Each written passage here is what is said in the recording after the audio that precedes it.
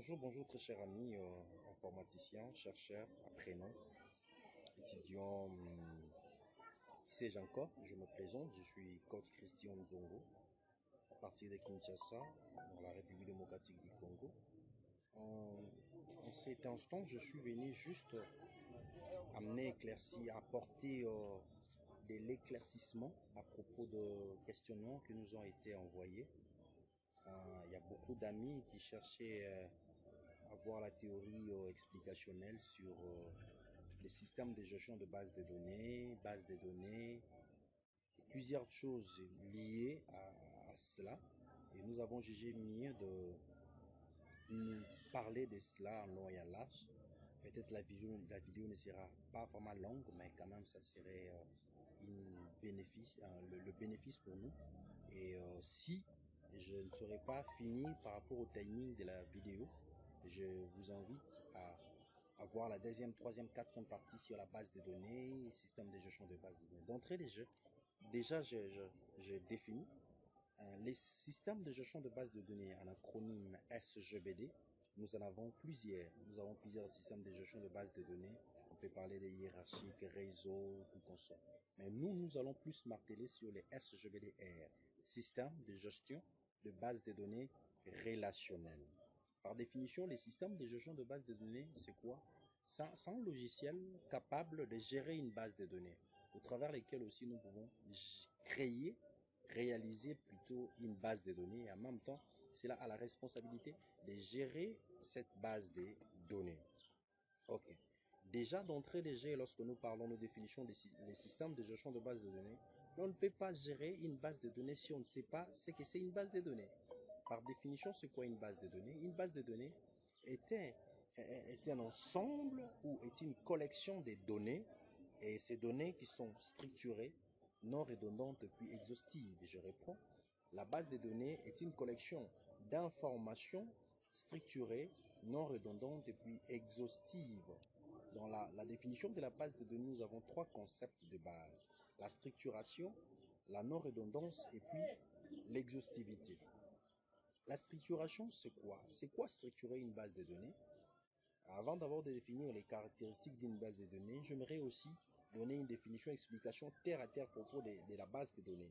La base de données est comparable à un réservoir, là où on place les informations, et à chaque fois nous avons besoin de prendre ces informations au travers des requêtes. Nous pouvons écrire ou adresser une requête à ces grands réservoirs, et ces réservoirs vont nous restituer les résultats en tenant compte de nos requêtes que nous adressons. Bien sûr, ça peut être via les codes SQL, soit par le mode graphique, si les systèmes de gestion de base de données en question aussi acceptent le mode graphique. C'est ça. Maintenant, je rentre sur les trois caractéristiques définissant la base de données. Je vais commencer par la structuration. Structurer une base de données, c'est quoi? Structurer une base de données revient à définir la forme exacte de cette dernière comme base de données.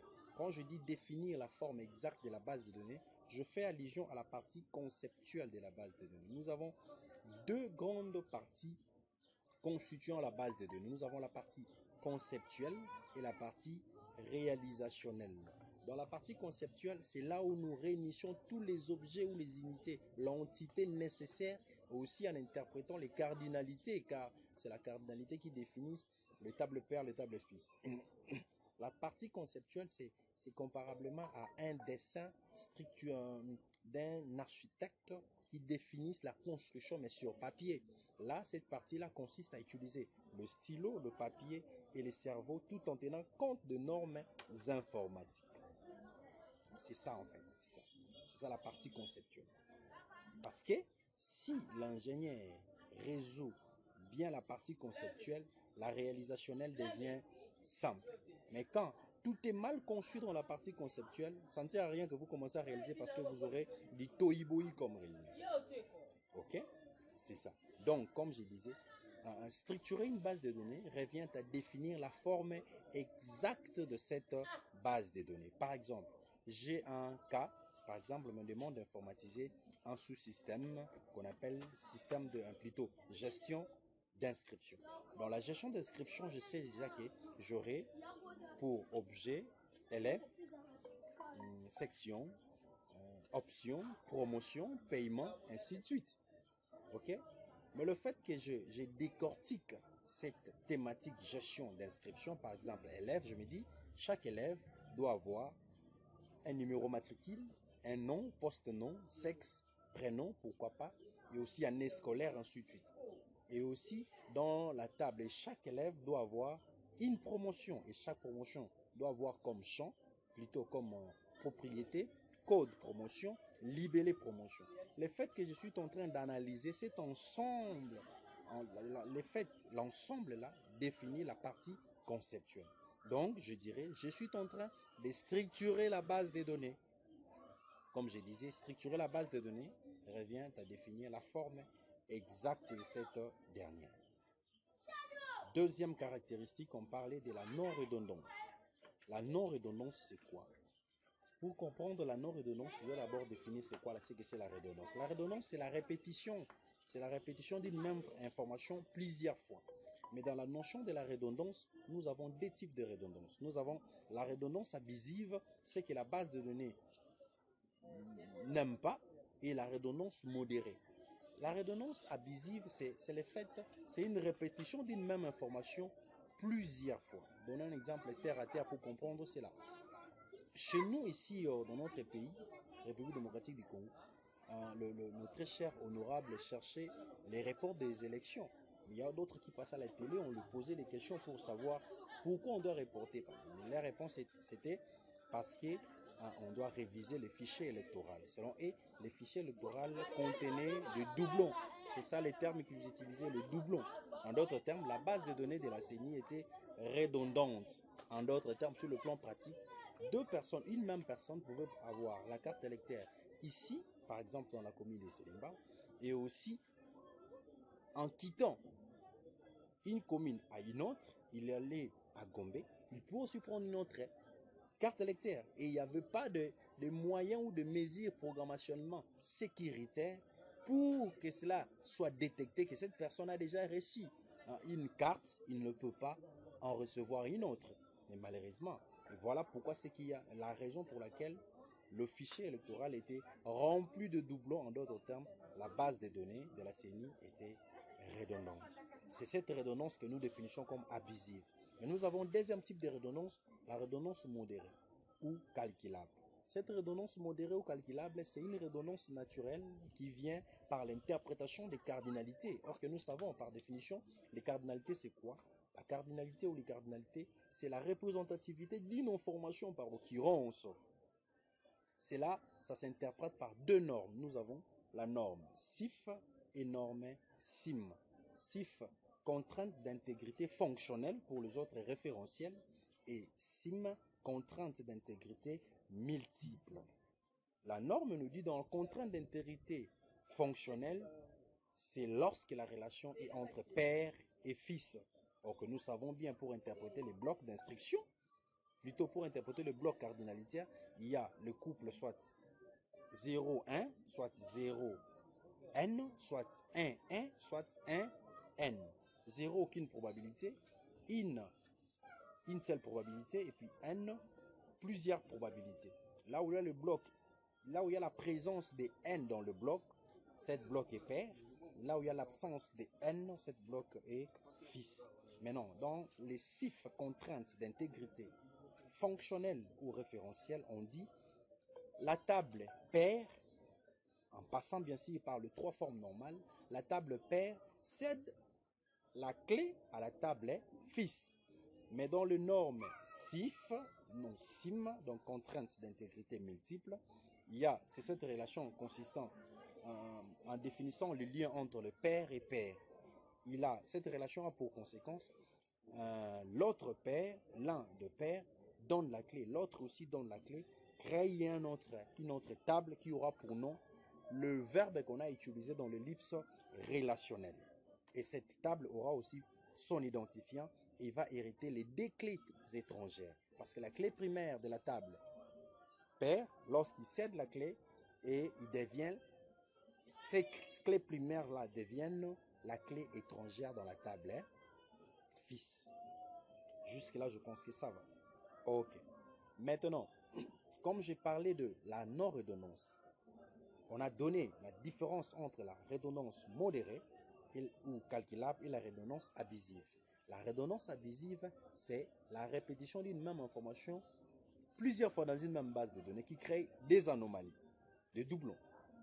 Mais la redondance modérée, c'est une redondance acceptable dans la base de données parce que ça provient naturellement par l'interprétation des cardinalités. On ne peut pas l'éviter. Sinon, si on l'évite, on n'aura pas de relation entre les tables. Jusque-là, ça va. OK. Troisième caractéristique, nous parlons de l'exhaustivité. C'est quoi l'exhaustivité? L'exhaustivité veut tout simplement dire, quand est-ce qu'on peut parler de l'exhaustivité de la base de données? Si et seulement si toutes les informations nécessaires qui pouvaient composer la dite base de données, elle est présente dans la conception. Par exemple, je donne un exemple terre à terre. Tu conçois une base de données, comme je disais, gestion d'inscription, tu mets dans la table, plutôt dans l'objet, si on est dans la partie conceptuelle, bien sûr, dans l'objet élève ou entité élève, nous avons numéro matricule, nom, poste, nom, prénom, sexe. On suppose que tu pouvais placer l'année scolaire dans l'objet en question, mais tu n'as pas placé. Et après le temps d'inscription, 10 ans, 9 ans, et le même élève se présente dans un même...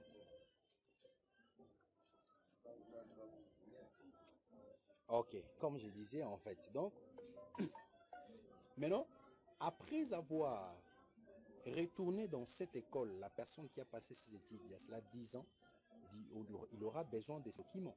Or, que s'il y a l'administrateur qui est là, il va lui poser la question, tu cherches quoi? Tu as passé ici à quelle année? On sait pour que lorsqu'il entre, il passe la requête année telle et telle, il aura les résultats de tout le nombre de gens qui ont passé les études dans cette école, bien sûr dans cette année. Mais on suppose que tu n'avais pas prévu le champ ou la propriété année scolaire. Là, on dira la base de données est structurée, elle non redondante, mais non exhaustive, parce que toutes les informations nécessaires n'y sont pas. D'où, par conséquent, lorsque tu conçois la base de données, parce que tout s'est défini à la construction de la base de données, tu dois te rendre compte de toutes les informations, que toutes les informations nécessaires soient prenantes dans la conception de la base de données. Maintenant, je rentre dans la notion de système de gestion de base de données, après avoir appliqué la base de données. Le système de gestion de base de données, comme on a dit, c'est un logiciel capable de gérer une base de données. Or, on ne peut pas gérer une base de données sans au préalable le créer. Et dans le même logiciel, qu'on est appelé à créer une base de données. Mais il faudra citer quelques systèmes de gestion de base de données relationnels, bien sûr, que nous savons. Nous pouvons citer AXE. Nous pouvons citer S. C'est un système de gestion de données relationnelles de Microsoft, de la firme Microsoft. M. Bill a mis à notre disposition pour la création et la gestion de bases de données. À part ça, Access, nous pouvons citer SQL Server. SQL Server aussi, ça veut toujours dans la firme Microsoft. Nous pouvons citer Oracle. Là, c'est le top de top avec SQL Server.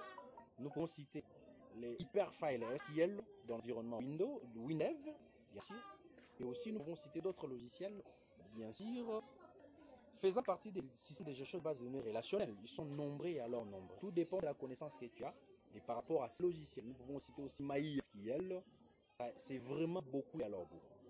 Voilà en fait. Donc aujourd'hui, s'il faudra de clôturer, je dirais, un peu récap, nous étions là pour parler des systèmes de gestion de base de données, précisément relationnels. On a dit, nous avons plusieurs systèmes de gestion de base de données relationnelles. Nous pouvons citer CS, SQL Server, Hyperfile, SQL pour l'environnement Windows. Nous avons Oracle et nous avons MySQL qui s'engendre. Et on a défini la base de données. On a donné les caractéristiques définissant la base de données. On a dégagé la différence entre la partie conceptuelle de la base de données, là consistant à utiliser la tête, le stylo et la pied. Et la partie relationnelle, c'est prendre ce qu'on a défini comme conception et de l'implémenter dans l'ordinateur. C'était ça. Je suis Christian Nzongo. Pour mon numéro, c'est plus 243 89 7500 946. Je suis à Kinshasa.